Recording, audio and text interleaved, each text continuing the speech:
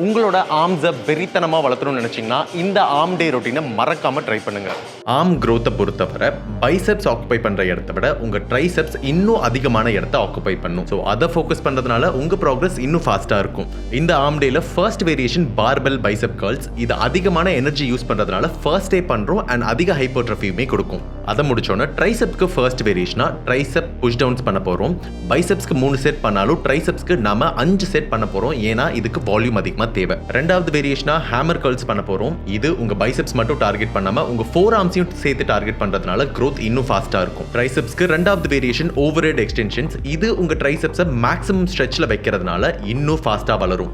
Final பைசெப் வேரியேஷனா preacher curl பண்றோம். இது உங்க பைசெப்போட பீக்கை என்ஹான்ஸ் பண்ண ரொம்ப ஹெல்ப்ஃபுல்லா இருக்கும். அண்ட் ட்ரைசெப்ஸ்க்கு ஃபினிஷரா புஷ்அப்ஸ் வச்சு முடிக்க போறோம். எவ்வளவு ரெப்ஸ் பண்ண முடியுதோ 3 செட்க்கு பண்ணிருங்க.